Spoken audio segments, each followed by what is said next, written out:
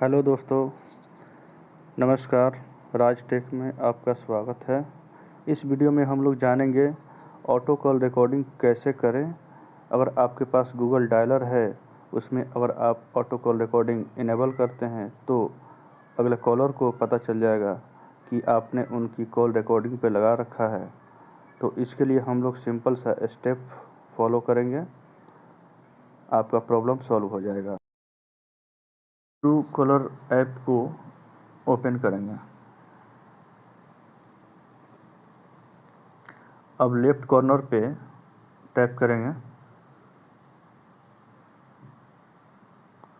नीचे में दिया होगा आपको कॉल रिकॉर्डिंग्स का ऑप्शन, उस पर टैप करेंगे।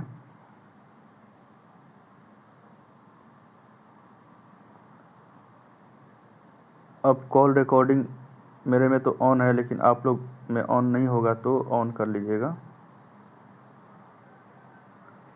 यहाँ पे स्किप कर लेंगे।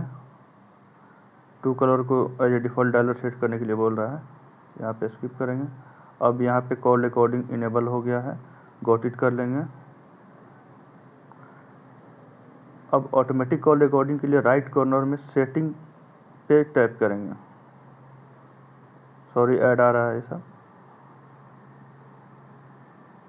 अब यहाँ पे ऑटो रिकॉर्ड का ऑप्शन दिया होगा नीचे में, मेरे में ऑन है, लेकिन आप लोग जिसमें ऑन नहीं है ऑन कर लेना।